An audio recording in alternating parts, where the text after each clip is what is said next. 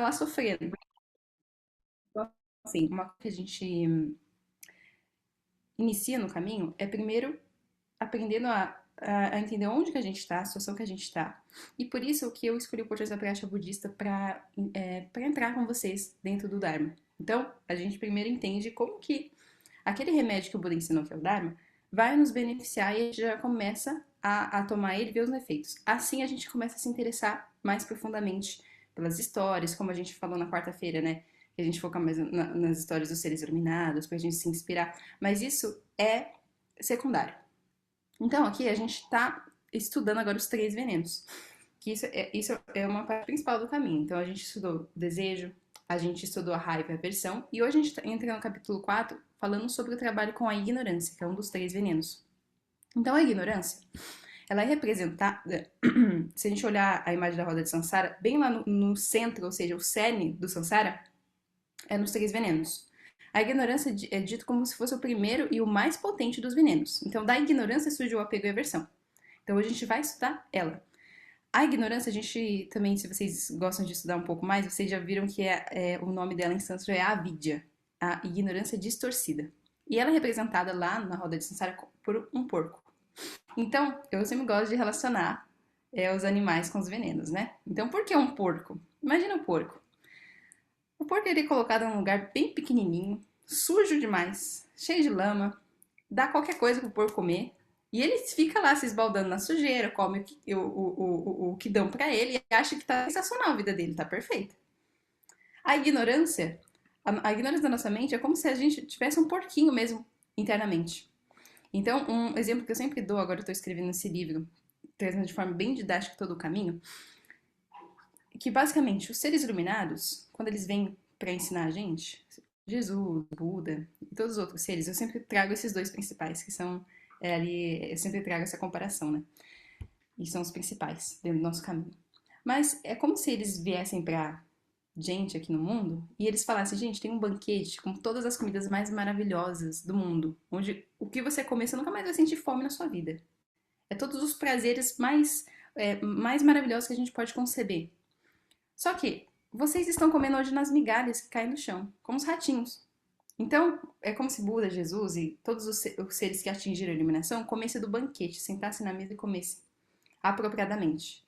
A gente fica buscando nas migalhas do samsara, as migalhas desses prazeres que não duram, da felicidade que a gente não pode manter por causa da própria impermanência.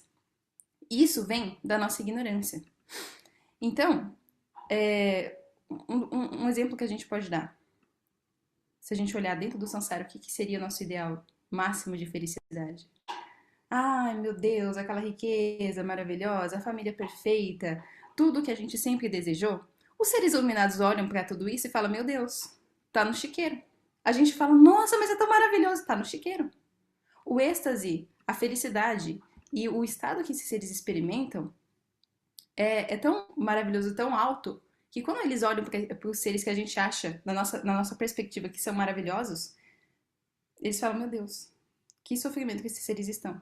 Por quê? Porque eles vão perder isso. Eles vão ter que encarar a morte, eles vão ter que encarar o envelhecimento, a doença. Eles estão condicionados para essas coisas. Toda a felicidade, toda a satisfação que ela é condicionada pelo tempo, pela impermanência, tá afadada a virar sofrimento uma hora ou outra. Então, nossa ignorância é quando a gente fica lá no chiqueiro do samsara, achando que tá tudo bem. Ah, não, minha vida tá de boa. Daí acontece alguma coisa. Daí quebra, a gente, ai, fica com sofrimento. Daí, agora eu preciso de um caminho espiritual. Daí as coisas melhoram um pouquinho, a gente fala, ah, não, acho que eu não preciso tanto do caminho. Acho que tá bom do jeito que tá. Até vir um samsara de novo e mostrar sua face como ela é. Então a ignorância é que não percebe isso. Não percebe que tudo o que a gente possa adquirir dentro da experiência condicionada, ela é naturalmente insatisfatória. Ela é naturalmente impermanente. Ela não é capaz de produzir satisfação e felicidade duradoura. Mas a gente fica igual aos porquinhos lá, aceitando a lavagem, achando que tá tudo bem. Até que um dia vem lá o fazendeiro e fala: Agora eu vou abater esse porco aqui, hein? Esse porco já viveu tempo demais, tá gordo demais, vou abater ele. Daí vem a morte. E a gente continua nessa ignorância. Então, dentro da nossa mente mais profunda, a gente tem esses três venenos. A gente tem o galo, que representa o desejo, o apego. Eu sou melhor, eu preciso mais, eu mereço. A gente tem a cobra, que representa a aversão e a raiva, que ela parece pequenininha, mas ela é extremamente destrutiva. A gente tem um porquinho, que representa a ignorância, de achar que tá tudo bem permanecer onde está. Então, hoje a gente vai explorar um pouquinho mais sobre ignorância, e isso vai ter total conexão com o capítulo 2 e 16 que a gente vai recitar depois, onde a gente vai ver. Eu até pensei em explicar para vocês o capítulo 2 e 16, mas eu vou fazer isso semana que vem. Então hoje a gente vai ler. Eu quero que depois vocês reflitam durante a semana. E daí na outra semana eu vou explicar com profundidade todos os pontos que estão ali, que vocês estão já estudando aqui. Então o Sutra de Lotus é muito interessante porque todos os ensinamentos do Buda que a gente está estudando de forma estruturada, por exemplo, a gente está falando aqui sobre a ignorância, os três venenos, né? A vidya, a gente está falando sobre o desejo, sobre a aversão, a gente vai falar sobre o caminho óctuplo, a gente vai falar sobre a grande compaixão, todos esses aspectos que o Shagdu, com uma genialidade absurda, conseguiu colocar de uma forma didática e simples para a gente entender, tá dentro do Sutra do Lótus. E daí a gente não estuda, e daí a gente vai tentar ler o Sutra de Lótus e não entende nada. Fala, meu Deus do céu, isso aqui é uma viagem astral absurda. Porque a gente não entende. Agora vocês, com outros olhos, olhos de conhecimento, olhos de estudo, já vão conseguir compreender melhor. Então hoje a gente vai terminar os três venenos. A gente não vai conseguir terminar, mas a gente vai começar a iniciar os três venenos. A ignorância primordial, que é a causa de todos os sofrimentos. Se a gente for estudar, pegar todas as causas de como a gente entrou dentro dessa situação, é dividido em 12 elos. Isso é uma parte que a gente vai estudar depois. O primeiro elo, causa primordial é a ignorância, a vidya. A ignorância tem dois níveis, né? O mais profundo que o Shagdu vai falar aqui é a ignorância da gente não observar e a gente não conseguir reconhecer a nossa natureza mais profunda, que é a natureza búdica. E essa natureza búdica ela é dotada de algumas qualidades essenciais. Quanto mais afastado a gente está dessas qualidades, mais longe a gente também está dessa natureza búdica. Então ela vai ter um dos sinais, assim, uma das qualidades inerentes dessa natureza. Não vou falar inerente, não é muito bem inerente, mas assim, naturais. Que é a compaixão, a alegria, o êxtase e a equanimidade. A gente pode colocar as quatro incomensuráveis lá. Então, a nossa natureza búdica, ela tem essas qualidades. E quanto mais a gente está afastado dessas qualidades devido aos três venenos, mais insatisfação, mais sofrimento a gente tem. Então, basicamente, se a gente fosse colocar dentro de um ponto muito, muito resumido do que seria isso, basicamente esse é o efeito que a ignorância tem sobre nós. E é por isso que o Buda ensina, porque o Buda, ele passou da ignorância. Ele extinguiu a ignorância no seu fluxo mental, no seu contínuo. Então, por isso, ele parte de um grau de sabedoria para nos explicar como a gente chegou nessa situação e como que a gente pode sair. É como se fosse um guia. Ó, você precisa chegar naquele destino. Eu vou te mostrar. Eu já trilhei esse caminho, então eu consigo te mostrar. Ó, aqui vai ter esse obstáculo, vai ter esse rio aqui. No rio, para você passar do outro lado, você vai fazer isso, isso aqui. Depois vai ter uma montanha. Daí você vai ter que pegar aquela ferramenta lá. Você pega aquela ferramenta e escala dessa forma. Então o Buda é como se fosse o nosso guia dentro do samsara, que já percorreu todo o caminho. Então ele sabe onde a gente vai errar, ele sabe quais são os obstáculos, ele vai dando os antídotos e vai dando as instruções certas para o nosso caminho. Daí que agora a gente está estudando o nível das causas, né? As causas do sofrimento. E a gente vai terminar agora com a ignorância, né? O último dos três venenos e a mais profunda. Essa aqui é o veneno principal e o mais enraizado, primeiro de todos. Então, ao rastrear as causas da nossa confusão e sofrimento, chegamos ao problema fundamental da nossa ignorância básica. A razão pela qual sofremos como sofremos. A razão pela qual encontramos os problemas que encontramos. A razão pela qual continuamos a vagar pelo samsara, a existência cíclica. É o fato de não estarmos cientes de nossa verdadeira natureza. Essa falta de reconhecimento possui uma qualidade dinâmica que se expressa em nossas experiências, em nossa projeção do mundo fenomênico, o qual aparece aos nossos olhos como sólido e composto de vários elementos. Então a ignorância, ela também, né, ele fala de dois aspectos. Não reconhece a nossa verdadeira natureza, mas isso fica muito abstrato pra gente. Antes desse nível de ignorância, a gente tem uma um pouco mais palpável, que é basicamente a gente toma o que é impermanente como permanente. A gente pega as coisas, a gente reifica como se aquilo tivesse uma existência inerente, ou seja, aquilo nunca vai mudar. Ele é sempre assim. O eu nunca vai mudar. O meu eu é sempre a mesma coisa. As coisas nunca vão mudar, é sempre a mesma coisa. E isso, eu não diria que é uma crença tão enraizada, é quase um instinto natural nosso. E isso nos faz sofrer. Só que a gente entender isso intelectualmente pode ajudar um pouquinho, bem pouquinho, né? Só que se a gente não ter esse tipo de reconhecimento de uma forma experiencial extremamente profunda não é suficiente. Eu sei que as coisas vão mudar, mas por que eu não mudo? Por que eu continuo agindo dentro dos mesmos padrões, mesmo que eu saiba dessas coisas? Isso é porque a gente não tem a experiência direta da nossa natureza. É só a experiência direta da verdadeira natureza, que é o estado de Buda, ou essa realização, que faz com que a gente realmente mude a nossa mente mais profunda. Porque senão a gente só fica no nível do intelectual, isso por si só não liberta ninguém. Então, assim, a gente escuta às vezes, ah, tá bom, eu sei que a minha natureza é Buda. Agora eu me iluminei, porque sei disso, eu li no livro. Não muda nada. Por quê? Porque não é um conhecimento que é um pensamento. Não é uma crença que a gente reprograma no nosso cérebro. Vou reprogramar, vou ficar ouvindo o áudio aqui durante 20 anos pra ver se eu me ilumino. Vai lá fazer isso aí pra você ver, vai dar certo. Você vai criar um alter ego onde você é o Buda, mas não é Buda, não. Não é ser iluminado. Porque isso é um processo que necessita de um caminho, de um método, para que a gente consiga desconstruir todas essas visões errôneas que a gente tem. Isso de um ponto de vista experiencial.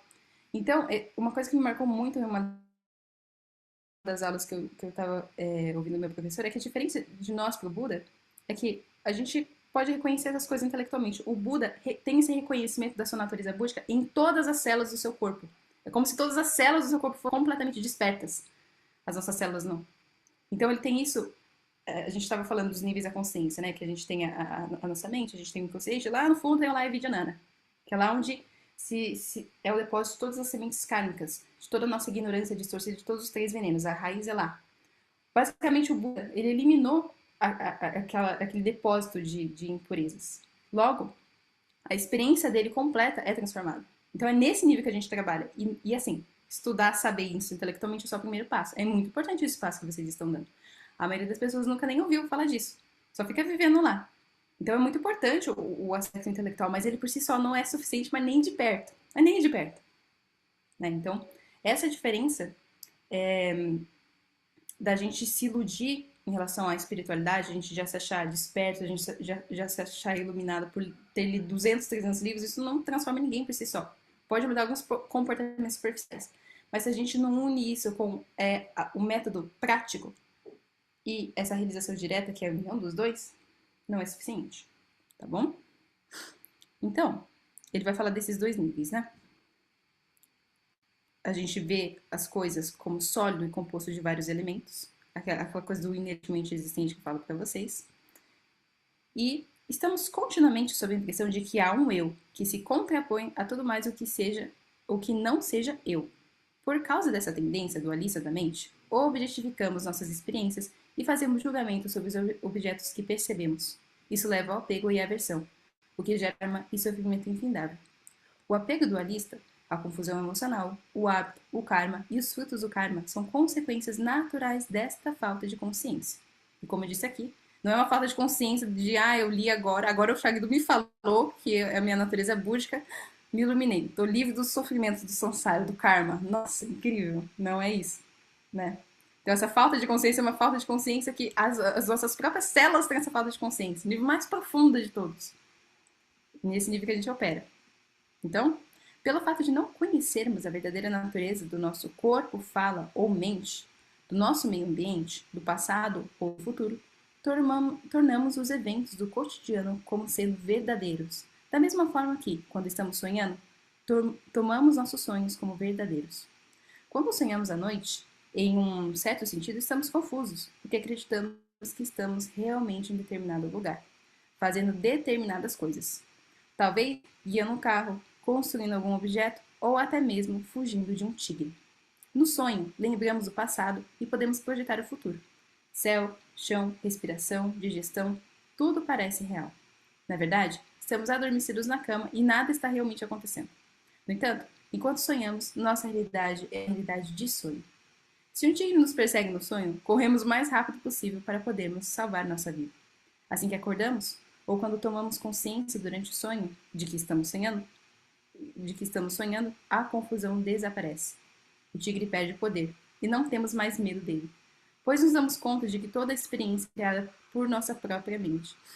Aqui tem um exemplo muito interessante, que eu sempre lembro o quanto que um ser ele consegue reconhecer essa natureza ilusória da realidade, que a gente considera tão sólida, que é o exemplo do não é o Tish Konduk, que é um monge lá na década de 60.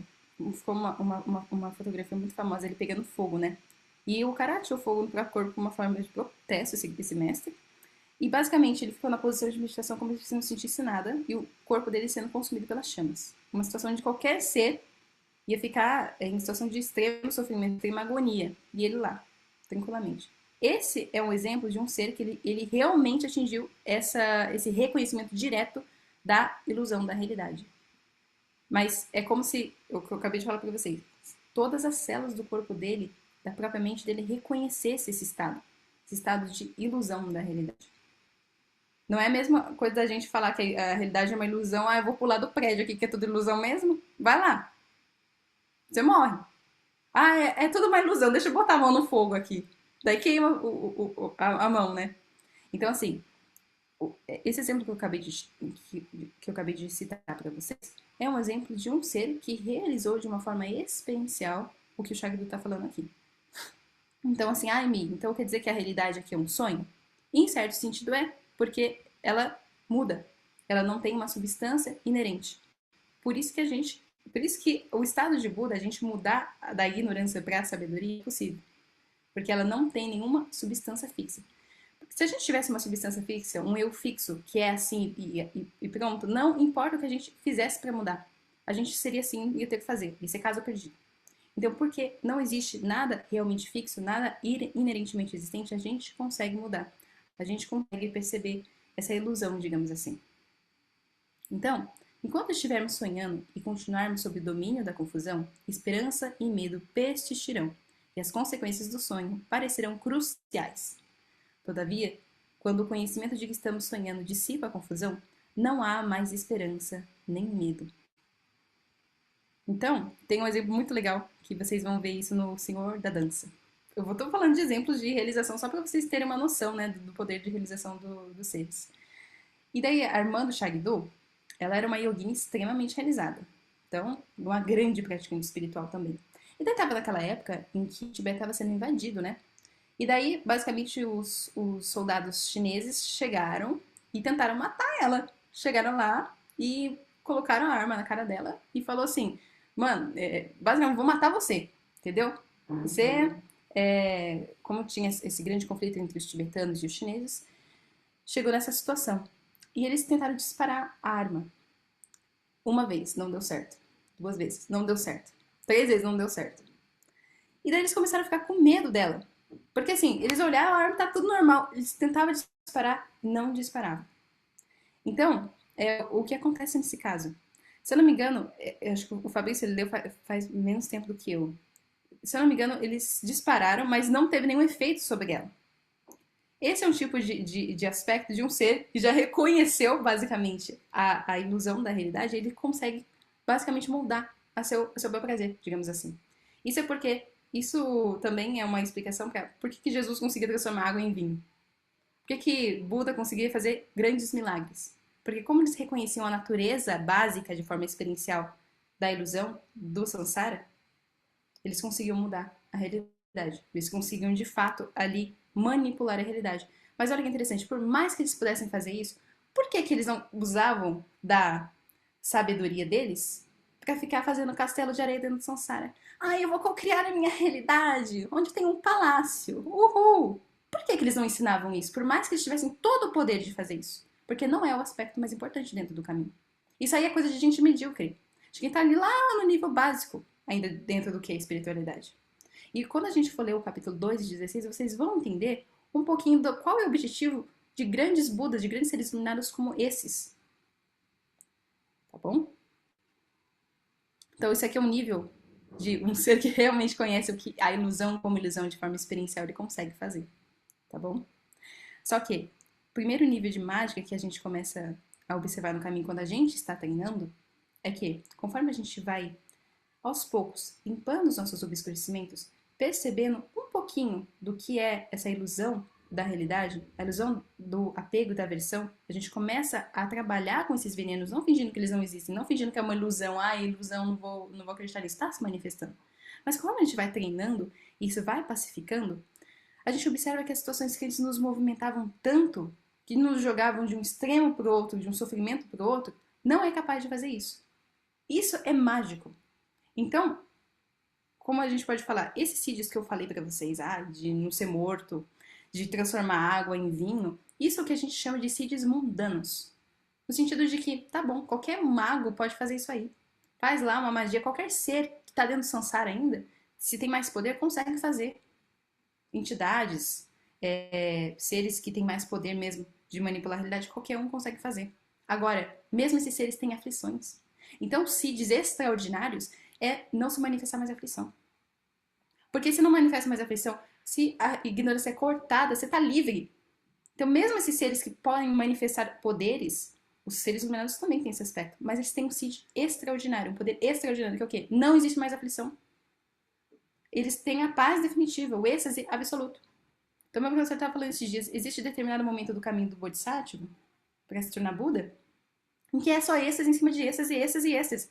Não tem mais nenhum sofrimento dentro da mente desses seres. Aflição completamente cortada.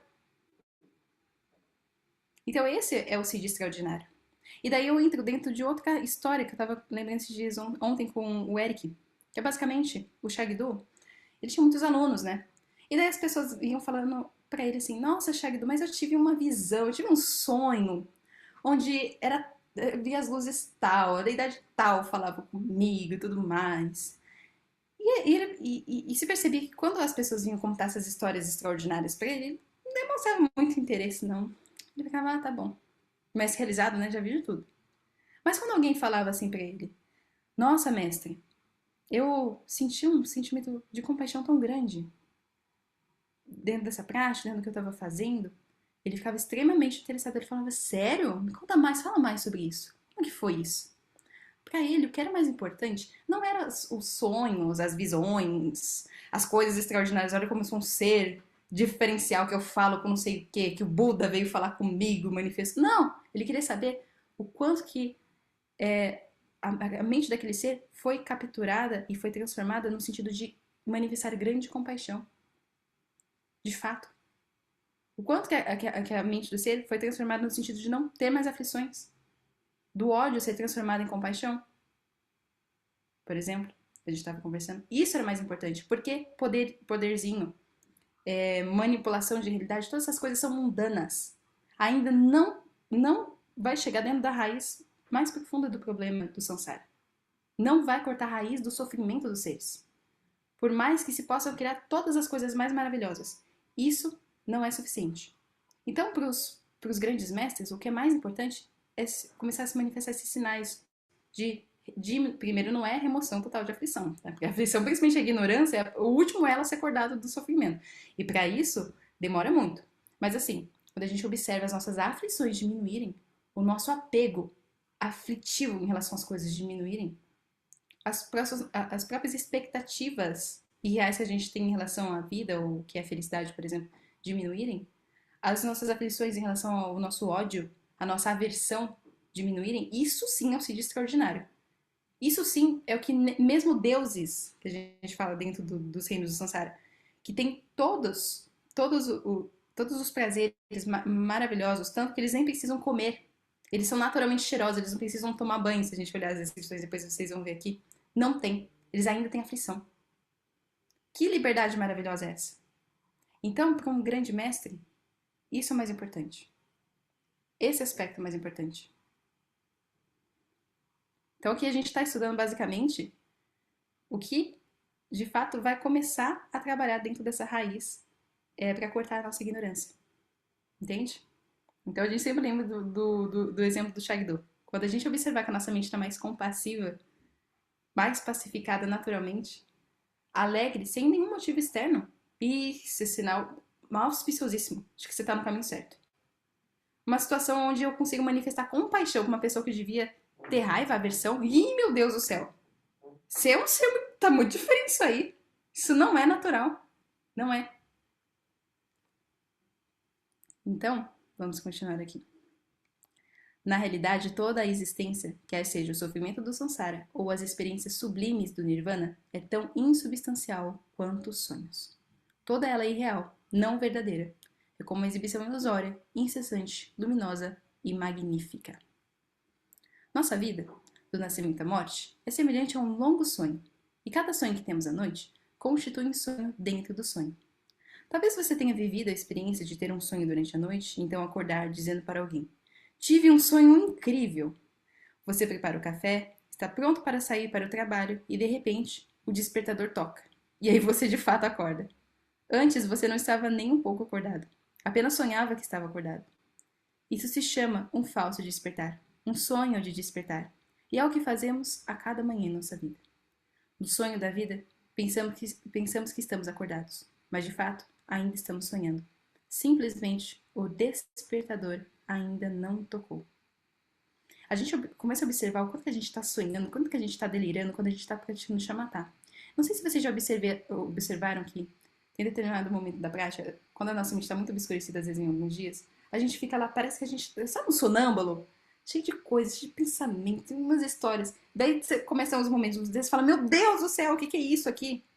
Parece que eu sou um sonâmbulo. Só que pensa que essa é a situação de todos os seres. A gente é igual sonâmbulo, doido mesmo, cheio de os venenos pulando, junto com um monte de pensamento, um monte de coisa. Aquela bagunça interna. E quando a gente começa a praticar chamata, a gente começa a observar isso, a gente fala, meu Deus, eu tô alucinando todo esse tempo. Aí começa a brotar os primeiros sinais de lucidez. A gente percebe o nível da nossa alucinação. Então imagina, quando, por exemplo, um Buda, um Jesus, ou mesmo um Shagdu, via os seres assim nessa situação, os seres fazendo um monte de besteira. Porque assim, vocês sabem, os seres iluminados eles têm a capacidade de bater o olho em você e já ver todo o seu fluxo mental, o seu karma, de incontáveis vidas, dependendo da realização. O Buda ele consegue ver isso, né? Imagina eles vendo a situação da nossa alucinação.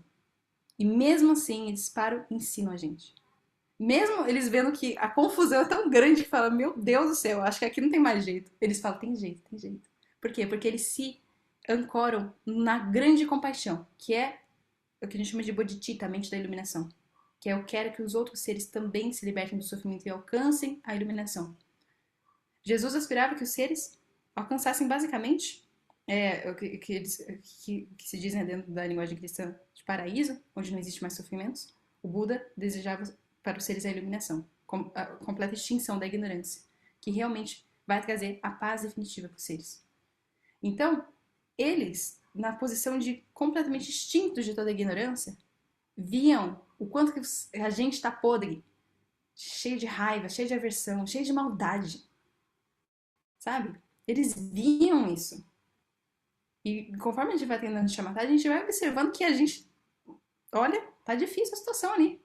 E eles viam. E mesmo assim, eles tinham toda a compaixão e a paciência de ensinar, de falar, de novo, e de novo, e de novo, e de novo, e de novo. Então, esses dias, uma das monjas, né, da Associação do Buda Dharma, ela falava assim, nossa, às vezes o mestre Plínio, ele vem e fica falando 1000 vezes a mesma coisa. 1000 vezes ele explica a mesma coisa. E se precisar explicar 1 milhão de vezes, o Buda, o Bodhisattva, vai explicar 1 milhão de vezes. Porque esse é o trabalho. Então, assim, eles observam a gente na situação completamente confusa. Eles olham com compaixão e falam, como que eu posso ajudar os seres dentro dessas condições que eles estão se manifestando? Dentro do que pode ajudar eles, para trazer eles um pouco mais para perto da iluminação, para longe do sofrimento, das causas do sofrimento. Como que eu posso fazer isso? E daí, através da sabedoria, eles vão manifestando os meios hábeis, que a gente também vai olhar aqui. A forma da explicação correta. Então, para um ser, tem que explicar e colocar dentro de uma perspectiva. Para outro ser, ele vai adaptar outro meio hábil, dentro do que aquele ser vai entender. E conforme ele vai puxando os seres para mais próximo da iluminação, para mais próximo do caminho, da real intenção dele, vocês vão observar isso no Sutra de Notas, ele fala. Basicamente, ele ensinou por muito tempo seres com inúmeros, diferentes meios hábeis, diferentes explicações, diferentes parábolas, histórias. E daí ele fala, agora é o momento de eu parar e falar minha real intenção para vocês de fazer tudo isso. Eu vou falar exatamente o que eu queria com tudo isso. Eu queria levar vocês para esse caminho, esse caminho. Isso aqui que eu ensinei, isso aqui é provisório. É ainda, por mais que consiga trazer um pouquinho você para próxima da iluminação, ainda não é isso. E eu vou ensinar para você o que é realmente que eu queria esse tempo todo. Por isso que o Sutra de Lotus ele é tão reverenciado. É basicamente quando o Buda fala, ó, vou parar de de falar historinha, eu vou falar a verdade. Vou jogar real pra vocês. É isso aqui. Então, eu acho muito bonita essa compaixão e essa paciência. E a gente vai observando que, quando a gente vai estudando as qualidades da mente iluminada, e, e a gente começa a analisar as histórias dos mestres, a gente consegue ver sempre os mesmos padrões repetindo, das mesmas qualidades. A compaixão absurda. A paciência, a generosidade absurda. E assim que a gente também vai observando se a gente está dentro dos parâmetros se aproximando dessa natureza búdica, dessa natureza perfeita. Se essas qualidades estão se manifestando, quer dizer que a gente está no caminho certo. Se a gente está, se está ao contrário, está degenerando, tá errado. Tem alguma coisa errada aí. Tem que corrigir alguma coisa. Daí vocês estão observando, entendendo como que funcionam esses venenos, vendo os antídotos, para vocês irem se corrigindo. Porque a nossa mente, ela tem a tendência natural a ir para o negativo, digamos assim.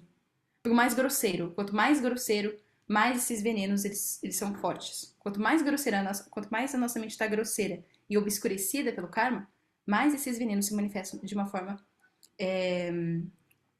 mais forte mesmo. Então a gente tem que observar quando eles estão se manifestando com mais força, quer dizer que a nossa mente está ficando mais grosseira, está se afastando mais e a gente vai trazendo ela para o caminho, de volta. Pacificando para as perfeições. Para as perfeições.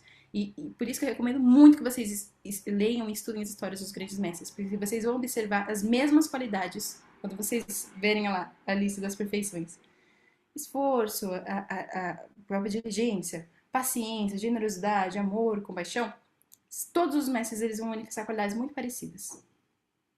Então, se eles falam da verdade, a verdade tem essas qualidades, o que não é verdade, o que está mais próximo da ilusão, de deixar a ilusão mais grosseira, vai manifestar o oposto disso, com certeza. Então, a gente sempre. Por isso que a gente estuda a parte da discriminação muito forte dentro do Dharma. Discriminação do que eu devo pegar, que vai me ajudar e vai ajudar os outros seres, o que eu devo me desvencilhar, que vai me deixar mais dentro ainda da ilusão do que eu já tô. Então a gente aprende esses dois aspectos. Aqui a gente está estudando, né, o que vai deixar mais a gente no fundo do poço ainda. Então, que são os 3 venenos, certo? Então, somos sonhadores e vivemos os sonhos curtos da noite, dentro dentro desse sonho longo da vida, dentro do sonho ainda mais longo do vir a ser do Sansara. Foi-nos ensinado que as experiências do cotidiano são reais e verdadeiras. Isso é o que supomos. Portanto, quando alguma coisa difícil acontece, nós sofremos. Também nos foi ensinado que os sonhos são uma ilusão. Portanto, tendemos a sofrer menos com os nossos pesadelos do que os acontecimentos da vida cotidiana. O mundo do sonho vem e vai. É claramente impermanente, portanto pensamos que não é real. Entretanto, o mesmo é verdade em relação à realidade do nosso cotidiano, que do mesmo modo é impermanente. A única diferença entre eles é o tempo de duração. Saber que a nossa realidade não representa toda a verdade da existência nos liberta do sofrimento. Deixamos de estar controlados por nossos medos ou apegos. No entanto, a mente facilmente cai novamente em suas velhas suposições, com o próximo movimento deste sonho do dia. Por quê? Porque por mais que a gente saiba intelectualmente disso, a gente está sabendo agora, não sabia, agora você está sabendo, né? Por mais que a gente saiba disso intelectualmente, para chegar nesse ponto de não retornar mais às velhas suposições, a gente precisa ter esse reconhecimento em todas as células do nosso corpo, da forma mais profunda que a nossa mente ela pode alcançar. Então tem que trabalhar nas profundezas da mente. Quando a gente for estudar a estrutura dos diferentes tipos de mentes, os níveis mesmo, a gente vai observar que o problema está bem lá na raiz, lá embaixo, bem profundo, no nível das células do nosso corpo. Daí é nesse nível para que a gente não volte às velhas suposições. Mas não é porque a gente está no começo do caminho que a gente não vai começar a lembrar já disso. A gente já começa a pensar.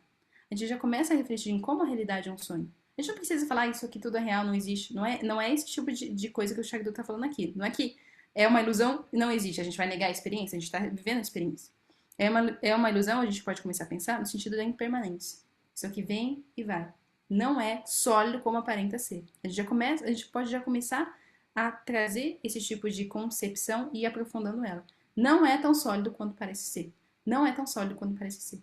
E a gente começa a ver isso na realidade. Quanto tempo dura um estado mental nosso? Às vezes 1 hora, 2 horas. Depois some. Um pensamento, quanto tempo ele demora para surgir e desaparecer? Quando a gente sai, tem um dia gostoso, quanto tempo isso demora para se dissolver?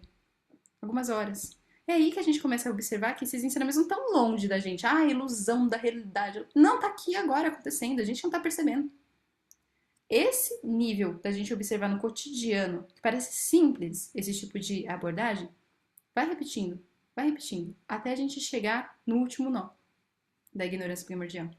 Então, lembra que o Shagdo falou lá no começo? A gente não vai atingir a iluminação em estado de Buda tentando desfazer o primeiro nó de todos, que é o que a gente está estudando aqui, que é a ignorância distorcida. A gente começa o caminho lá no último nó que a gente pode agora. E daí desfaz, até chegar no primeiro, que originou tudo isso. Nós não tem como a gente ir direto para ele agora, nesse exato momento. Então a gente vai fazendo trabalho aos poucos. Por isso que é um processo gradual, de esforço mesmo. Só que a gente tem ferramentas muito rápidas para isso, tá? Então tem isso também, dependendo do veículo que a gente utiliza, das práticas, dos ensinamentos que a gente aplica, tem tempos. Então, por exemplo, determinados ensinamentos aqui, você vai levar calpas, vidas e vidas e vidas e vidas e vidas e vidas e vidas. Tem outras práticas, outros caminhos, outros veículos que é mais curto. Então, assim, o caminho Mahayana, dentro desse contexto, ele é mais rápido do que o Hinayana. Ou seja, diferentes tipos de atitude. Qual a atitude Hinayana? Não, quero me libertar e ema, cada um com seus problemas. O resto, ó, tô nem aí. Deixa eu me libertar aqui, deixa eu aplicar os ensinamentos. Calpas. Vai demorar muito esse processo.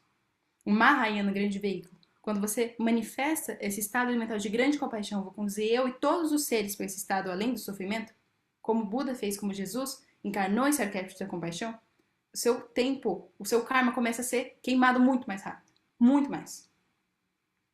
Então, o Shagdul é conhecido como o lama da motivação pura, porque ele reconhecia o poder absurdo que tem o estado mental da grande compaixão. Ele é como se fosse um fogo absurdo que vai queimando o seu karma negativo. Porque se a gente pensa que um dos aspectos de avidya, da ignorância, é a distorção entre eu e o outro, a compaixão é o completo de se dissolver dessa noção de eu e outro, mas de uma forma experiencial. Não adianta a gente ficar falando, ai, a ilusão de tudo, a causa da ignorância, é porque temos uma ilusão da separatividade do eu e do outro. Realmente é isso. Mas você repetindo isso, você pensando sobre isso dessa forma, não vai te mudar em nada. Sabe qual que é a forma de realmente ver isso? Começando a desenvolver grande compaixão. Aí sim, aí você vai ver isso. Você vai ver esse conceito acontecendo na prática. Da dissolução do eu e do outro. Não é pensando sobre o eu e o outro que vai mudar alguma coisa. Não tem praticidade nisso. A praticidade está em, por exemplo, a gente começar a praticar as perfeições. Uma dessas perfeições é a compaixão. Outra é a generosidade. Outra é o esforço que vocês estão fazendo aqui. Então, dessa forma que a gente vai realmente realizando esse conceito. Que ele parece bonitinho, mas ele por si só não vai resolver o nosso problema. É a gente se engajando no caminho. Mas se a gente vai se engajar no caminho com essa intenção Mahayana, Maha é grande. O grande veículo, Yana é veículo. Então, grande veículo, ou seja, minha grande motivação de conduzir todos os seres com esse estado mental de compaixão, o seu tempo vai igual uma Ferrari. Seu tempo dentro do samsara, o seu sofrimento vai começar a reduzir muito rapidamente. Muito rapidamente. Então, é por isso que o Shagdu, gente, parece simples a forma como ele está colocando as coisas aqui. Mas a sabedoria dele é absurda. Então, não é à toa que ele dá tanta ênfase ao aspecto da compaixão. Você pode realizar o quanto que tudo é vacuidade, por exemplo, o vazio. Você pode realizar, eu sou um com todos e tudo mais. Se não tem a grande compaixão ali, esquece, não tá ainda fora do samsara. Não tá. E o Buda ele vai falar isso dentro dos outros jogos de diversas formas. Vocês estão buscando nirvana aqui, querem se libertar do sofrimento. Tiraram todas as aflições mentais já, que a gente chama que são os arhatas. Já eliminaram todas as suas aflições mentais. Ainda não é a grande iluminação. Por quê? Mente da iluminação, a bodhicitta, não tá plenamente desenvolvida aí. Vocês já alcançaram um ponto que vocês não retornam mais para o samsara, mas ainda tem mais coisa. A libertação pessoal não é suficiente dentro do Mahayana, do grande veículo. Eu não, assim, sabe qual que é o espírito da iluminação? É assim, eu tô aqui no paraíso, é maravilhoso, mas eu não consigo me satisfazer com isso, quando eu vejo os seres ali no sofrimento. Eu não consigo. É insuportável para mim. Por mais que eu esteja no êxtase. Por isso que uma das imagens de Cherenzig e uma das descrições que vocês viram na sadhana é os olhos que riem e choram ao mesmo tempo. Porque ele conseguiu sair completamente, ele eliminou suas aflições. Por isso ele está no estado de êxtase absoluto. Mas ele chora. Por quê? Porque ele vê os outros seres sofrendo. Ele fala, não, eu não me conformo. Não me conformo. Não é só eu, não. Vai vir todo mundo junto. Nem que eu tenha que voltar para aquela merda. Basicamente é isso que os seres iluminados fazem. Então a gente vê o exemplo de Jesus. Jesus não tinha karma, gente. Ele não tinha. Ele veio por compaixão. Não tinha. Ele viveu e ele foi tratado pior do que qualquer ser mais ordinário, mais maldoso, tenebroso que já pisou a terra. Por quê? Então esse é o espírito da iluminação. E é isso que acelera o nosso caminho. Por isso que o Shagdu, ele traz tanto esse aspecto da compaixão. É o espírito não me conforme de ver os outros seres sofrendo da forma que sofrem. Daí eu vou ensinar, daí eu vou manifestar, daí eu vou voltar. Então o Bodhisattva é o que chega na porta do paraíso, vê o paraíso e fala, meu Deus, isso é maravilhoso. E fala, eu preciso falar isso para os outros. Vou lá. E entra. E vai lá. Então provavelmente vocês que estão aqui têm um espírito parecido, você não estava ouvindo isso. E quem entende profundamente o que está sendo dito aqui, como se fosse o espírito por trás do que está sendo dito aqui, tem essa conexão com o Mahayana, grande veículo. Esse tipo de motivação, não existe uma motivação maior do que essa. Ah, mas a minha motivação é conhecer a face de Deus. É atingir a grande iluminação, ainda não é maior do que essa. Porque a motivação do Bodhisattva é ver os seres sofrendo de doença, sofrendo de velhice, morte, de agonia, e fala, eu quero que todos esses seres saiam daí, eu vou tirar eles aí também. Mas não o eu, o ego.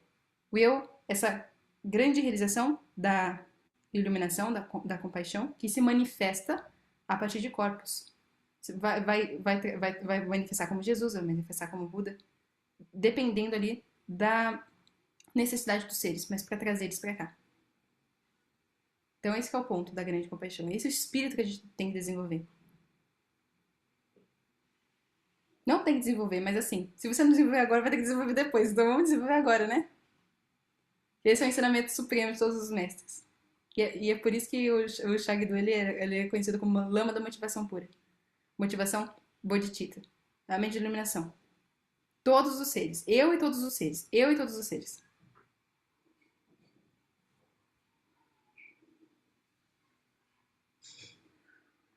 Então, vamos terminar essa parte aqui, que daí a gente já começa a ler o 2,16, que acho que manifestou até uma coisa diferente. Vocês vão entender isso mais. Então, basicamente, no 2,16 o Buda, ele explica com clareza e sem mais rodeios esse sentimento de grande compaixão que se manifesta em todo ser iluminado. Todo ser iluminado tem o mesmo espírito. É o mesmo espírito se manifestando ali. De diferentes formas, diferentes aparências. Então, sabendo que a nossa realidade não representa toda a verdade em nossa existência que nos liberta do sofrimento, deixamos de estar controlados por nossos medos ou apegos, essa parte já leu, né? No entanto, a mente facilmente cai novamente em suas velhas suposições com o próximo movimento deste sonho do dia. De repente, uma mulher encantadora, um homem maravilhoso aparece e lá estamos nós acreditando de novo no sonho que chamamos de realidade. Ai, esse negócio de iluminação, de sair do sofrimento. Ah, não, mas ele é tão bonito, né? Eu acho que a gente pode viver uma grande história de amor. Pode até viver história de amor, mas alguma coisa sempre no Sansara vai trazer insatisfação. Sempre vai trazer. Então, depois de um tempo pode não acontecer nada, o brilho sumiu. Ou a morte leva no final das contas. E daí a gente esqueceu de... A gente ficou tão emaranhado pela ilusão, a aparência da ilusão, que a gente esqueceu de sair dela. Então esse é o ponto. Isso não quer dizer que a gente não vai viver essas coisas lindas, né? Ai, um romance, um relacionamento, tudo bem. Mas o foco do Bodhisattva, desse espírito da iluminação eu sei que essas coisas são impermanentes, tem mais coisa. O meu objetivo principal é sair da iluminação. É sair do sofrimento para a iluminação. E daí eu vou usar tudo o que se manifesta na minha bolha como veículo, como combustível. Então manifestou esse homem maravilhoso, que eu amo, por exemplo. Ele está dentro do samsara. Também está condenado ao sofrimento. Gera compaixão aqui. Eu quero que também ele saia. Vejo os meus filhos. Ah, é objeto de apego, é objeto de apego. Também gero. Eu uso isso como combustível para que o meu espírito de iluminação seja mais forte. O meu espírito de libertação seja mais forte. A gente não ignora o samsara. A gente utiliza todas as situações que se manifestam para a gente como combustível para alimentar a nossa compaixão, para alimentar a nossa prática. Esse é o ponto. O Bodhisattva ele não foge do mundo, ele não é aquele que vai ficar só nas montanhas. Claro que tem esse aspecto, né? Os mestres precisam desses momentos de retiro, no sentido de realizar essa natureza profunda, para conseguir ensinar os seres de uma forma mais hábil. Só que o Bodhisattva ele vai e encara o mundo. É ali que ele se desenvolve mais e mais ainda. Então, fomos novamente enganados. A ilusão não foi completamente afastada, apenas ficou estremecida por um segundo. Demos-nos conta por um breve momento da natureza mais profunda das nossas experiências, mas essa compreensão não se fixou, exatamente pela falta de treino aqui, tá? Então, o que faltou aqui? Essa compreensão não se fixou, o método. De novo, familiarizar-se. Lembra da meditação? O que é? Familiarizar-se com a virtude, com os métodos, com as percepções corretas que a gente está treinando. Então, é isso que faltou. Treino. Dos dois níveis. Então, precisamos de um método para nos lembrar que estamos apenas sonhando, para verdadeiramente transpassar nossa confusão. Não apenas vislumbrarmos a verdade no momento e esquecê-la no momento seguinte. Precisamos de modo claro e decisivo por fim a nossa experiência ilusória da realidade. Isso requer um reconhecimento autêntico da verdade da nossa experiência. Tal como a verdadeira natureza do sonho da noite, ela está além dos extremos do pensamento conceitual do é e do não é, não podendo ser apreendida pela mente racional. Então, eu vou terminar aqui com vocês, e daí a gente para na página 43, tá bom? Então aqui ele entrou um pouquinho no que seria do Sutra da Prajna Paramita, onde é basicamente um sutra em que se descreve o que é a natureza da mente, né? Porque a gente fala, nossa, mas natureza búdica, natureza da mente, o que é isso, né? Mas a nossa mente racional, ela não consegue conceber essa natureza. Ela está além dos extremos de é ou não é. Sem olho, sem boca, sem ouvido, sem sofrimento, sem sofrimento, sem não sofrimento. Meu Deus, o que é isso? Não tem como a mente racional, obscurecida, ordinária, conceber isso. Tem que ir um passo além. E para isso precisa de método, para isso precisa de treino. É possível, tá? Tá dentro da naturalidade se a gente aplicar os métodos corretos. Se a gente tiver os meios hábeis corretos. Lembra do elefante?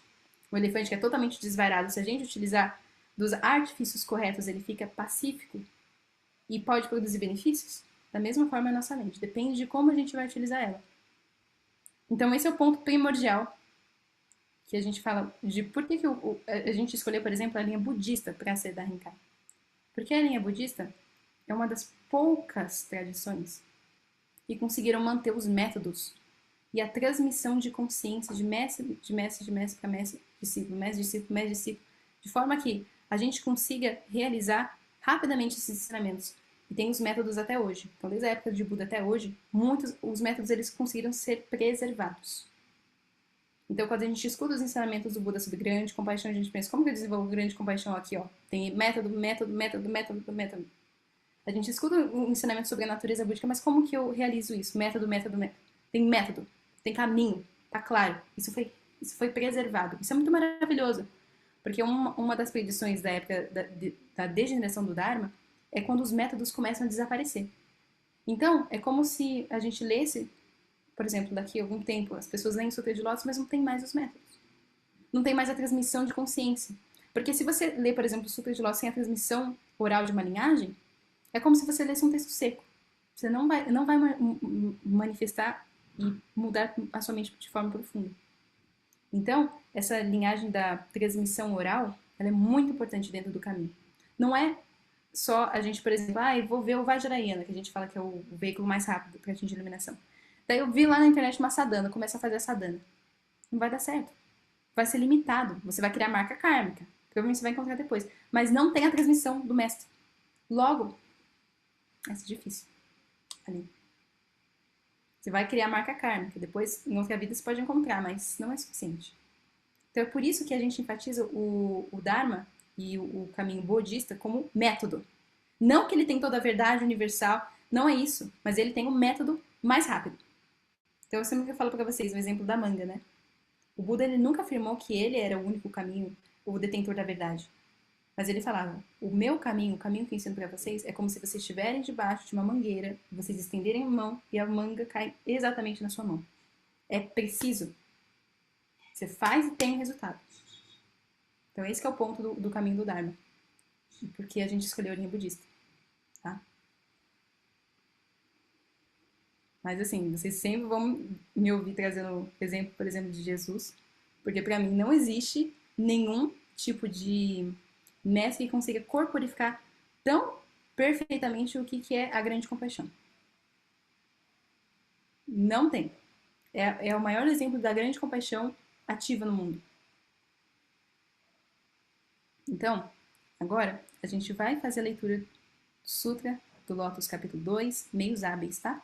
Eu mandei para vocês o arquivo. Deixa eu ver se vocês estão vendo. Vocês estão vendo a minha tela, né? Beleza. Mas é bom que vocês peguem de vocês, vocês podem fazer a recitação na casa de vocês também. Ah, não, mas assim, antes de a gente só fazer o Sutra, eu quase estava esquecendo das perguntas, que vocês devem estar cheio de perguntas aí, né? Eu vou deixar 10 minutinhos. Pelo amor de Deus, eu falando de compaixão, deixa vocês perguntarem. Como assim? Deixa eu abrir para vocês perguntarem, se vocês tiverem qualquer pergunta, eu vou abrir esses 10 minutinhos, daí depois a gente faz a recitação, vai dar mais ou menos uns 15 minutos, isso é meio grandinho, tá bom? Daí semana que vem eu trago a explicação mais aprofundada para vocês. Deixa eu ver aqui para liberar o microfone.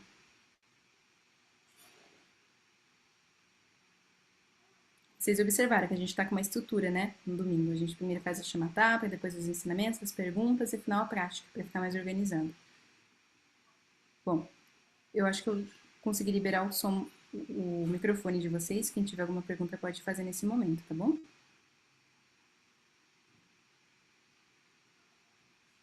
Bom que vocês levantem a mão, que daí fica mais fácil. Oi? Tá me ouvindo? Pode.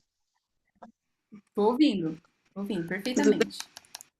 Eu surgiu uma dúvida assim, ó, digamos que a gente vai na nossa consciência, a gente está tentando entender, né, sobre o budismo, sobre essa compaixão. Então eu vou desenvolver a minha mente agora e a minha consciência na compaixão dentro de tudo isso, né, para os Uhum. seres.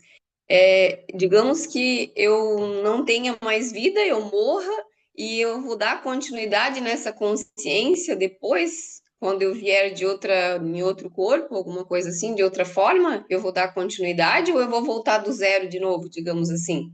Muito boa essa pergunta, Miriam. Daí, assim, depende do quanto você treinou nessa vida. Porque tem determinado momento, dentro do caminho do Bodhisattva, que você Aham. atinge uma realização, que a gente chama que é o oitavo solo do Bodhisattva, onde você lembra da sua vida, dos dias passados. Você treinou muito, você lembra. Então, por exemplo, existem dentro do budismo tibetano os tucos, inclusive o Shagdu era um tuco. Quando você tem um nível de realização muito grande, você lembra das suas vidas passadas. Você lembra que Uhum. você treinou e você retoma o seu treino. Então fica mais fácil. Agora, a gente não lembra Nós de estamos nada, né? longe, né? Então, A gente está provavelmente longe vocês disso. treinaram assim, não lembra. Vocês estão retomando agora. Então, o que acontece? Aham. Existem práticas dentro do caminho que a gente faz que basicamente em 1 ano e meio de prática você lembra, você começa a lembrar das suas vidas passadas. Você começa a lembrar de quem você foi e tudo mais. E retoma o seu treino, dependendo da sua conexão. Então tem isso, depende do quanto você Uhum. treinou. Se treinou muito, você Uhum. lembra. Se não treinou, não lembra. Daí o que acontece? Existem muitas formas de renascimento. Você entrou dentro do caminho do Bodhisattva, tem dentro do budismo um conceito de terra pura, que vocês veem no Sutra de Lotus. Então, às vezes, você não retorna para o samsara. Não é um impulso mais. A sua consciência se treinou tanto, você vai para uma terra pura. Você consegue projetar sua consciência para a terra pura. Lá é um estado fora do samsara, mas que ainda existe um corpo sutil, digamos assim. Mas ali você consegue Uhum. treinar melhor. Por quê? Porque você não precisa trabalhar, você não precisa estudar coisas do samsara, você não precisa fazer essas coisas, entendeu? Então, na Terra Pura é um Sim. lugar muito interessante que muitos praticantes vão. Então, existe Uhum. uma tradição inteira, uma linhagem inteira que o meu professor estava falando. Se eu não me engano, eles faziam uma prática de Manjusri específica. Sumiu toda a tradição, porque todo mundo foi pra Terra Pura. Acabou a tradição aqui. Nenhum Bodhisattva ficou aqui. Então, assim, um Bodhisattva, como ele tem esse compromisso de trabalhar para beneficiar os seres e ensinar os seres, muitos escolhem retornar. Então, existem muitos reinos do samsara. Não existe só o reino humano, existem outros reinos. Daí os Sim. bodhisattvas vão fazendo aspirações específicas de renascença em determinados lugares. Então, por exemplo, existem mestres aqui que já falaram, gente, eu não volto pra cá, esquece. É a última vez que eu vou estar aqui no reino humano, muito difícil. Daí uma professora Uhum. fala, olha, a maior loucura que um bodhisattva pode fazer é decidir renascer dentro do Kamadatta, que é o reino do desejo, que é o dos seres humanos, que é muito difícil aqui. Daí tem reinos um pouco mais sutis, superiores, e fica mais fácil de ensinar os seres lá. Então, assim, existem Uhum. muitas formas de renascimento, depende muito do seu treino. Mas se você tem um nível de treinamento muito superior, você consegue lembrar. A gente treina muito não, né? Tá bem ruimzinho, mas Nós tá estamos lembrando. onde? Aos poucos tá retomando ali as Vamos marcas. tentando, As poucas devagar. marcas estão manifestando. Exato. Mas assim, isso é uma coisa que vocês vão ver mais pra frente dentro do livro, do Portões da Prática Budista. O Shagdu vai falar disso, né? Então, Uhum. assim, eu vou ser bastante transparente com essa parte. Tá dentro da cosmologia budista. E eu vou falar para vocês dentro desses termos. Ah, mas eu não acredito em reencarnação e tudo mais. Escuta só. Não precisa entrar dentro desses termos, mas eu não posso deixar de falar. E se vocês estão Uhum. aqui, isso está dentro também do Dharma de uma forma muito forte.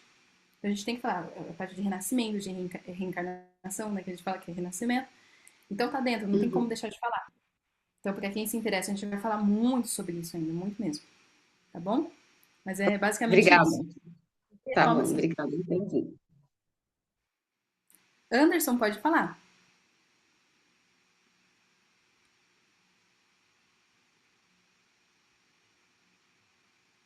O seu áudio está fechado. Tá bom.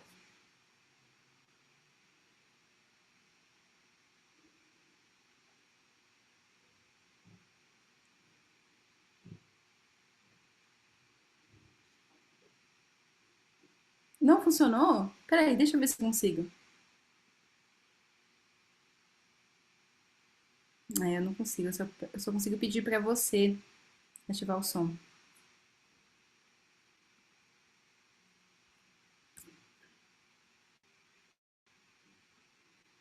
Ah, agora foi.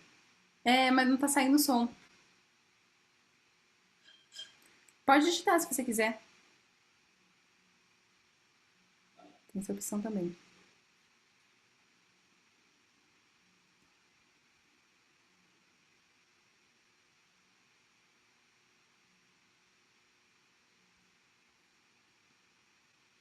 Vamos ver aqui. Tá bom. Depois você me manda no particular, tá bom? Mais alguma pergunta? Esse é o momento. Vou ver se consigo resolver. Certinho, Anderson.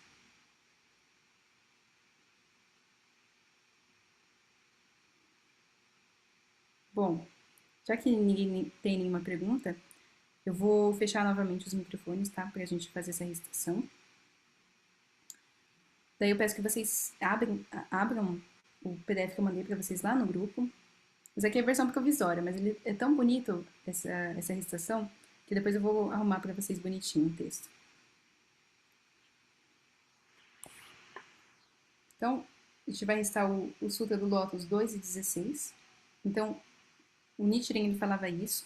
Quando a gente não conseguisse recitar vários capítulos do Sutra de Lótus, os mais importantes são o 2 e o 16. O 2, principalmente porque o Buda ele expõe a motivação dele mais profunda de ensinar. E o 16, onde ele fala um pouquinho da, da não extinção da própria natureza de Buda, por mais que ele apareça como sendo extinto. Então, são dois aspectos muito importantes pra gente, tá bom?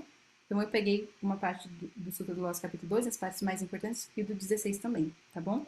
A fonte desse texto é lá no Sutra completo que vocês têm lá na plataforma. Então, se vocês quiserem ler o Sutra de Lotus completo, que são mais de 280 páginas, vocês podem ler lá, tá?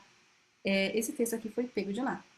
Foram partes desse sutra maior, tá bom? Então a gente lê para a gente finalizar e depois a gente faz a nossa dedicação de méritos.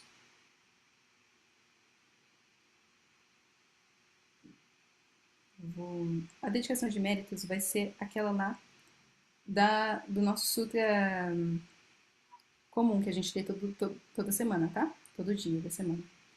Eu vou enviar também para vocês um grupo antes da gente iniciar, para quem não pegou ainda, conseguir fazer. Eu vou enviar lá no grupo para vocês.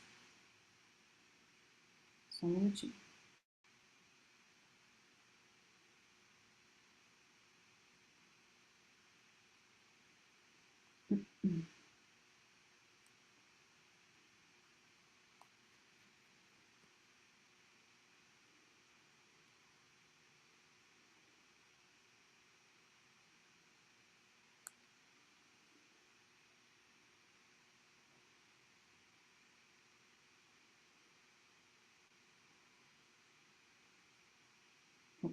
Enviei agora. Deixa eu ver essa parte no final.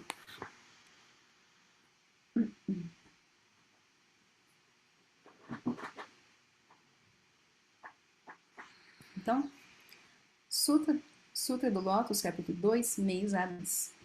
Shariputra, ouça bem. A lei obtida pelos Budas é pregada para seres viventes através do poder dos ilimitados meios hábeis. Os pensamentos que habitam as mentes dos seres viventes, os vários caminhos que eles trilharam, a natureza de seus vários desejos, seu karma, bom ou ruim, advindo de vidas anteriores. O Buda os conhece a todos completamente, usando causas, relações, analogias, expressões, parábolas e o poder dos meios hábeis. Eu os faço exultar.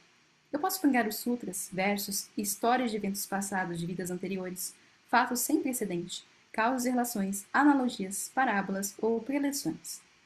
Para aqueles de poucas capacidades que se deleitam nas leis inferiores, que estão avidamente apegados aos ciclos do nascimento e da morte, e que, sob a lei de incontáveis Budas, não têm seguido o profundo e maravilhoso caminho, e que se encontram oprimidos por inúmeros sofrimentos, para eles eu prego o ensino do Nirvana. Eu tenho estabelecido esses meios hábeis para fazer-lhes entrar na sabedoria do Buda. Nunca lhes disse, todos vocês realizarão a vida do Buda. Eu nunca o disse porque o tempo para pregar a grande lei ainda não havia chegado. Agora, o tempo é apropriado para pregar a lei do grande veículo. As 9 divisões de minha lei são pregadas de acordo com os seres viventes, com a intenção de conduzi-los ao grande veículo. Portanto, eu prego esse sutra para os discípulos do Buda que são puros no coração, que são complacentes de capacidades aguçadas e que, sob a lei de incontáveis Budas, perseveraram na trilha do profundo e maravilhoso caminho. Para esses, eu prego o Sutra do Grande Veículo. Eu profetizo que tais pessoas no futuro realizarão a vida do Buda, porque nas profundezas de seus pensamentos eles acolhem o Buda, praticam e observam os preceitos da pureza. Quando eles ouvirem que se tornarão Budas, exultarão grandemente e se regozijarão. O Buda conhece seus pensamentos e condutas e prega-lhes o ensinamento do grande veículo. Se ouvintes ou bodhisattvas ouvirem essa lei que eu prego, mesmo que seja um simples verso, eles se tornarão Budas sem nenhuma dúvida. Nas terras búdicas das 10 direções, há somente a lei do veículo único. Não há 2 ou 3 veículos, exceto aqueles pregados pelos Budas como meios hábeis e que são apelos fictícios usados para induzir os seres viventes de tal maneira que eles possam ensinar-lhes a sabedoria do Buda. Os Budas aparecem no mundo somente em prol dessa única verdade e razão, verdadeira razão. As outras duas não são verdadeiras. Eles nunca usariam um veículo menor com a finalidade de salvar seres viventes. O Buda em si reside no grande veículo, e de acordo com as leis por ele obtidas, adornado com o poder do samadhi da sabedoria, ele as utiliza para salvar os seres viventes. Tendo eu mesmo certificado ser este o caminho supremo, a lei do grande veículo da igualdade entre todas as coisas, se eu fosse ensinar a minha intenção através do pequeno veículo, mesmo que seja para um único ser humano, eu estaria pecando por mesquinhez e avareza, mas tal coisa jamais aconteceria. Caso as pessoas perseverarem na fé no Buda, o Tathagata nunca as iludirá. Ele não possui pensamentos de inveja ou de cobiça e erradicou a maldade inerente a todos os fenômenos. Portanto, através das 10 direções, somente o Buda não tem temor algum. Com meu corpo adornado com as marcas do Buda, brilhantemente ilumina o mundo. Reverenciado por incontáveis multidões, eu prego o selo do verdadeiro aspecto de todas as leis. Shariputra, agora você sabe que no passado eu fiz um voto, desejando levar as multidões a se tornarem iguais a mim. Aquele voto, feito há longo tempo, agora tem sido cumprido integralmente, após haver convertido todos os seres, conduzindo-os ao caminho do Buda. Se quando eu me reúno com seres ventes, ensino-lhes apenas o caminho do Buda, aqueles de pouca sabedoria ficarão perplexos e confusos. Eles não aceitarão o ensinamento. Eu sei que esses seres ventes nunca cultivaram boas raízes. Eles estão fortemente apegados aos 5 desejos e, em consequência da estupidez e da ansiedade, tornam-se aflitos. Em razão de todos seus desejos, eles caem nos 3 maus caminhos, girando nos 6 mundos inferiores e sofrendo toda espécie de dor e miséria. Eles vêm de uma minúscula forma no ventre materno, e vida após vida, eles vêm a nascer. Pobres na virtude e possuindo poucos méritos, eles são oprimidos por inúmeros sofrimentos, e, adentrando a imensa floresta das visões distorcidas sobre a existência ou não dos fenômenos e das coisas afins, tornam-se prisioneiros daquelas visões. 62 visões ao todo. Profundamente presos às doutrinas ilusórias, eles apegam-se a elas firmemente e não podem levá-las adiante. Arrogantes, jactam-se da sua superioridade, são bajuladores, e seus corações insinceros. Através de 10 bilhões de kalpas, eles nunca ouvirão o nome do Buda, nem ouvirão a verdadeira lei. Certas pessoas são difíceis de serem salvas. Portanto, Shariputra, faça uso dos meios hábeis para eles, pregando de forma a cessar o seu sofrimento e mostrando-lhes o Nirvana. Embora eu fale do Nirvana, esta não é ainda a verdadeira extinção. Todos os fenômenos, desde o seu surgimento, estão sempre marcados pela extinção tranquila. Uma vez que os discípulos do Buda tenham percorrido esse caminho, então, numa era posterior, eles se tornarão Budas. Eu detenho o poder dos meios hábeis, e por isso demonstro a doutrina dos 3 veículos. Todos honrados pelo mundo, entretanto, pregam a doutrina do veículo único. Agora todos vocês nessa assembleia devem eliminar por completo suas dúvidas. As palavras de todos os Budas são as mesmas. Há somente o veículo único, não 2. Através de incontáveis kalpas no passado, inumeráveis Budas entraram em extinção. Centenas de milhares de milhões deles, um número além de todos os cálculos. Honrado pelo mundo, tais como eles, usaram várias causas e relações, analogias e parábolas e o poder de incontáveis meios hábeis para proclamar o verdadeiro aspecto de todos os fenômenos. Todos eram honrados pelo mundo, que pregavam a doutrina do veículo único, convertendo seres sem limites e conduzindo-os ao caminho de Buda. Além disso, todos os grandes senhores da sabedoria, conhecendo os profundos desejos que estão nos pensamentos de todos os seres celestiais, humanos e outros seres de todos os mundos, utilizam-se de diferentes meios hábeis que ajudam a revelar o princípio fundamental de todos os fenômenos. Se pessoas com pensamentos dispersos adentrarem torres votivas e templos e disserem não mais que Namo Buda, eles terão entrado na via do Buda. Dos Budas do passado, seja durante a existência ou após a sua extinção, aqueles que ouvirem essa lei entrarão na via do Buda. Todos os Budas fizeram esse voto. Assim como a de Buda que eu pratiquei, desejo levar todos os seres viventes igualmente a conquistarem esse caminho. E, embora os Budas do futuro venham a pregar uma centena de milhares de milhões de leis e incontáveis portais alheios, eles estarão de fato fazendo-os em prol do grande veículo. Todos os Budas honrados, duplamente realizados, sabem que todos os fenômenos são eternamente desprovidos de uma natureza. A semente do estado de Buda germina das causas e condições. Sendo assim, eles pregam um veículo único. Essa lei permanece latente e imutável, residindo eternamente nos aspectos mundanos. Alcançando a compreensão disso, no lugar da iluminação, o mestre guia ensina-o através dos meios hábeis. Os Budas do presente, das 10 direções que recebem os oferecimentos de seres celestiais humanos, em número como as areias do Ganges, manifestam-se no mundo para trazer paz e conforto aos seres viventes, e também para pregar uma lei como essa. Conhecendo a verdade suprema da extinção tranquila, eles se utilizam do poder dos meios hábeis para fazer distinções entre os vários caminhos, mas na realidade o fazem em prol do veículo do Buda, sabendo da conduta dos seres, dos pensamentos que vão profundamente dentro de suas mentes, seus atos habituais no passado, a natureza dos seus desejos, o poder do seu vigor e suas capacidades, aguçadas ou não. Eles empregam várias causas e relações, analogias, parábolas e expressões verbais para ensiná-los através dos meios apropriados. Agora, eu também sou como eles. Usando vários portais à lei, eu proclamo a via do Buda para trazer paz e conforto aos seres viventes. Eu uso o poder da minha sabedoria para conhecer a natureza dos desejos dos seres viventes, e prego todas as leis habilmente para levá-los todos à felicidade. Shariputra, agora você sabe como eu os considero com os meus olhos búdicos. Eu vejo os seres viventes nos 6 caminhos, empobrecidos, carentes de bênçãos e sabedoria, entrando nos perigosos caminhos do nascimento e da morte, nos quais sofrem incessantemente. Eles estão profundamente apegados aos seus 5 desejos, como o iaque namorado de sua própria cauda. Eles sufocam a si mesmos com a avareza e a paixão, e cegos e no escuro nada veem. Eles não procuram pelo poderoso Buda ou pela lei que elimina os sofrimentos, mas mergulho profundamente nas visões errôneas. Desejam livrar-se do sofrimento com mais sofrimento. Em prol desses seres, eu invoco um sentimento de grande compaixão. Quando pela primeira vez tomei assento no lugar da iluminação, em contemplação ou caminhando ao redor da árvore, por um período de 3 vezes 7 dias, eu pensei em assuntos como esses. A sabedoria que obtive é sutil, maravilhosa e insuperável, mas os seres ventes são de pouca capacidade, apegados ao prazer e cegos pela delusão. Seres como esses poderão se salvar? Então, os reis celestiais Brahma, bem como o deus Chakra, os 4 reis celestiais protetores do mundo, o rei celestial Grande Liberdade e outras multidões de seres celestiais, com seus seguidores contados em bilhões, reverentemente uniram as suas palmas às mãos e solicitaram-me girar a roda da lei. Então eu pensei para mim mesmo, se eu fosse pegar somente o veículo do Buda, seres mergulhados no sofrimento seriam incapazes de compreender essa lei. Eles a difamariam e desacreditariam e cairiam nos 3 maus caminhos. É melhor que eu não pregue a lei, entrando rapidamente no Nirvana.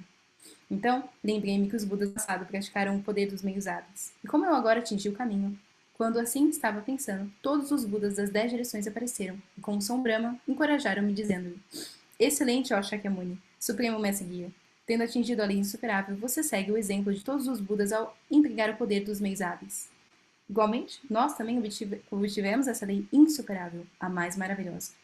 Para os vários tipos de seres ventes, fizemos distinções e ensinamos os 3 veículos. Aqueles de pouca capacidade, que comprazem nas leis inferiores, não compreendem que eles podem tornar-se Budas. Essa é a razão de usarmos os meios hábeis para fazer distinções e ensinar vários objetivos. Contudo, embora 3 veículos sejam ensinados, o são unicamente em prol da instrução de Bodhisattvas. Shariputra, agora você sabe que, quando eu ouvi o som profundo, puro e maravilhoso dos leões da sabedoria, eu bradei. Homenagem a todos os Budas. Além disso, tive esse pensamento. Encontrem-me no mundo de impureza e de maldade. Portanto, seguirei de acordo com o que os Budas pregam. Depois de meditado sobre esse assunto, segui diretamente para Varanasi. Uma vez que o aspecto da extinção tranquila de todos os fenômenos não pode ser expresso em palavras, eu usei o poder dos meios hábeis para instruir os 5 monges. Isso se chamou o giro da roda da lei. Então vieram o som do Nirvana, assim como o Arhatship, estado de Arhat, o Dharma, lei, e a Sangha, corpo de seguidores. Desde os mais remotos kalpas, eu tenho louvado e mostrado a lei do Nirvana como um fim cabal para os sofrimentos do nascimento e da morte. Então, sempre tenho pregado isso. Shariputra, agora você sabe que eu vi discípulos do Buda resolutamente buscando a via do Buda, em número de limitados milhares de milhas de milhões deles, todos com pensamentos reverentes e aspirando ao estado de Buda. Eles haviam ouvido dos Budas anteriores e ensinamentos da lei através de meios hábeis. Isso me fez pensar. A razão pela qual o Tathagata aparece é ensinar a sabedoria do Buda, e agora o tempo está exatamente correto. Shariputra, agora você sabe que pessoas com pouca capacidade e escassa sabedoria, apegadas às aparências, à arrogância, não podem compreender essa lei. Eu agora exulto, não tenho receio, e diante dos Bodhisattvas descartarei os meios hábeis, colocando-os à parte para pegar somente o caminho supremo. Quando os Bodhisattvas ouvirem essa lei, a rede de suas dúvidas será rompida, e 12 centenas de artes atingirão o estado do Buda. Da mesma forma com que os Budas das 3 existências pregam essa lei, assim o farei agora, expondo a lei sem distinções. Todos os Budas vêm ao mundo muito raramente, e são difíceis de encontrar. E quando eles aparecem no mundo, é muito difícil que eles preguem a lei. Através de incontáveis eras, também é muito difícil ouvir essa lei. E aqueles que podem ouvir essa lei também são raros como a flor de Umdumbara, na qual todo se deleitam e na qual seres celestiais e humanos se comprazem, por ela florescer somente uma vez em muito, muito tempo. Alguém que ouve essa lei, mesmo que uma única palavra, louva-a com alegria, fazendo oferecimentos a todos os Budas das 3 existências. Tais pessoas são extremamente raras, são mais raras que as flores de Umdumbara. Todos vocês não devem ter dúvida de que eu sou o rei do Dharma e declaro a Assembleia. Eu uso somente a via do veículo único para ensinar e converter bodhisattvas. Eu não tenho discípulos ouvintes. Shariputra, todos vocês, ouvintes e bodhisattvas, devem saber que essa lei maravilhosa é o segredo essencial de todos os Budas. No mundo da maldade das 5 impurezas, seres que estão alegremente apegados aos prazeres e aos desejos nunca buscarão a via do Buda. Pessoas más do futuro, em sua delusão, ouvindo o Buda pregar o veículo único, não aceitarão ou compreenderão, mas caluniarão e cairão nos maus caminhos. Mas, para aqueles com humildade e pureza, que resolutamente buscam a via do Buda, as pessoas como essa, eu exalto o caminho do veículo único, extensivamente. Shariputra, agora você sabe que a lei de todos os Budas é como essa. Através de milhões de meios hábeis, eu prego a lei insuperável de acordo com o que é apropriado. Mas aqueles que não a estudam nunca compreenderão. Uma vez que vocês já sabem que todos os Budas, mestres do mundo, trabalham através de meios hábeis, vocês não devem mais ter dúvidas. Deixem seus corações encherem-se de alegria, pois agora sabem que atingirão o estado de Buda. Capítulo 16. Adoração da vida do Tathagata.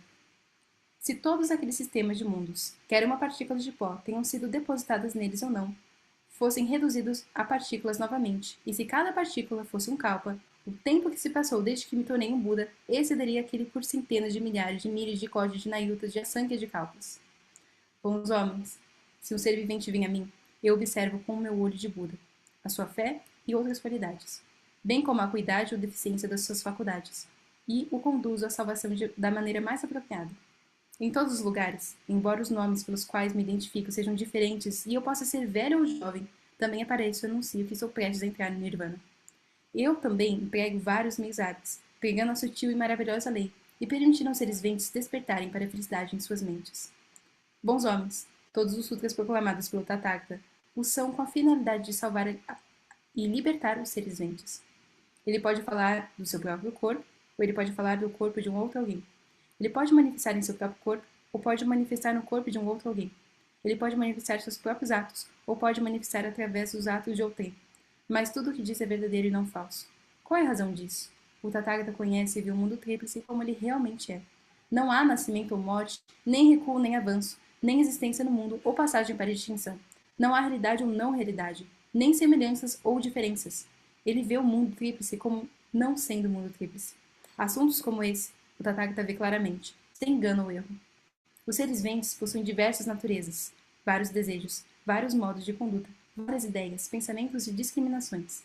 Desejando levá-los a criar raízes de benevolência, ele emprega diversas causas e relações, analogias, parábolas e expressões para explicar as diferentes doutrinas, levando a cabo o trabalho do Buda sem descanso.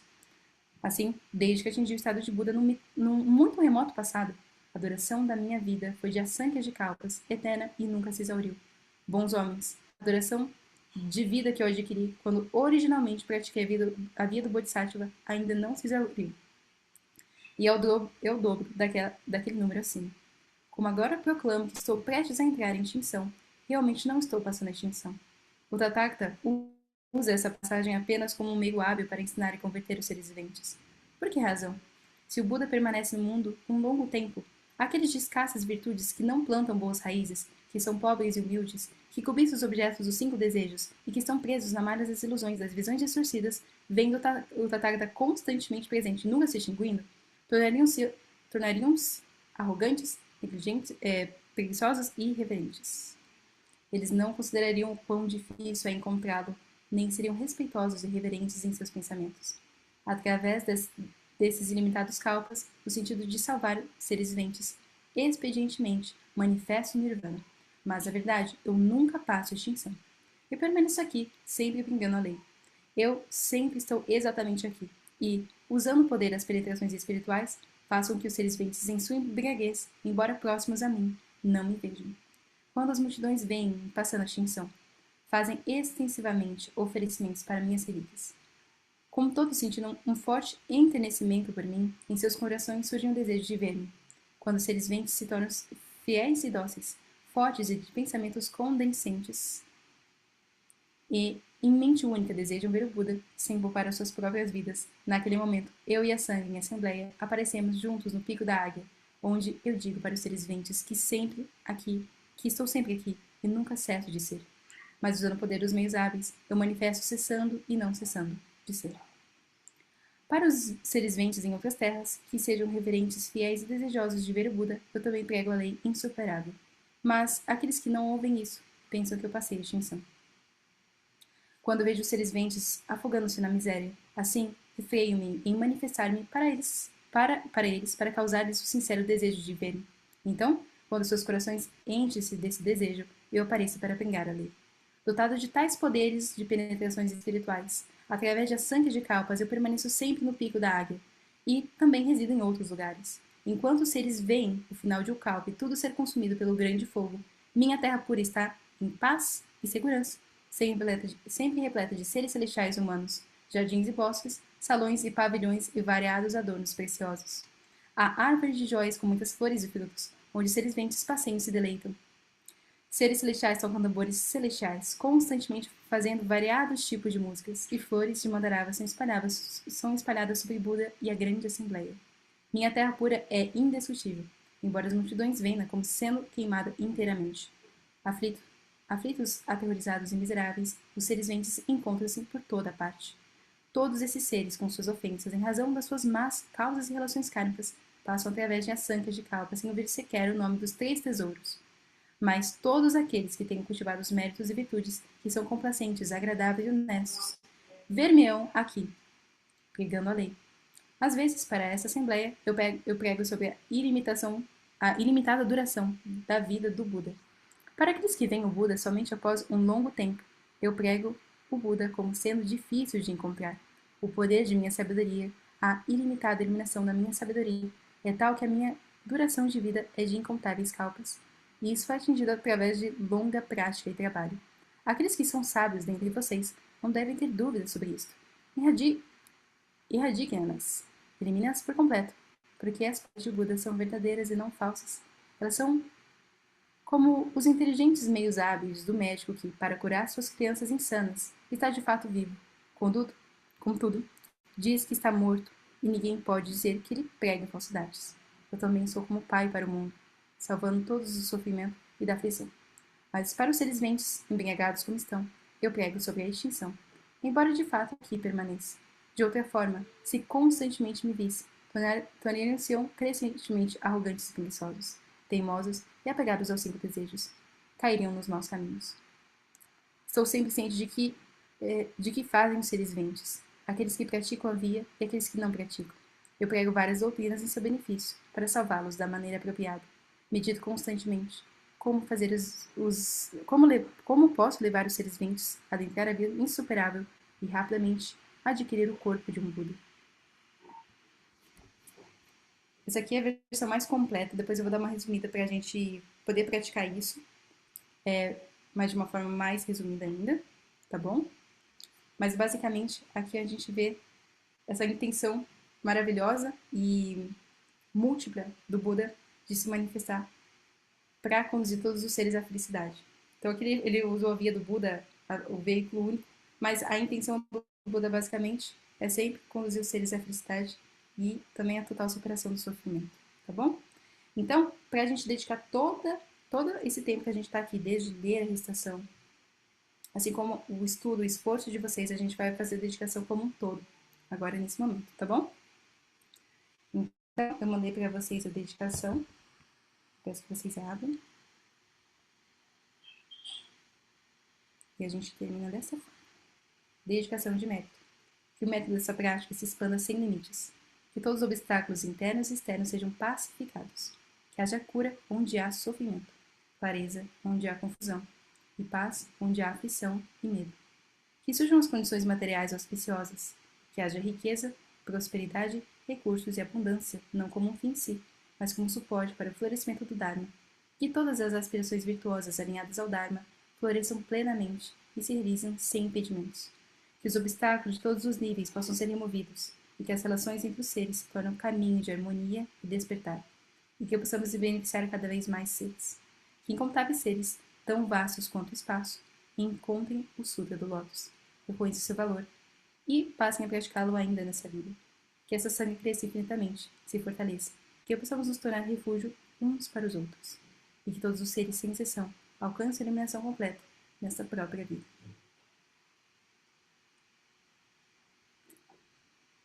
E assim a gente finaliza o nosso encontro no domingo. Parabéns pelo esforço, pela motivação de virtude de vocês estarem aqui hoje. Muito maravilhoso. E amanhã eu vejo vocês às 8 horas da noite para a gente continuar nosso estudo e às 10 horas para a nossa prática, tá bom? Um ótimo domingo para vocês. Deixa eu fechar aqui. Até mais.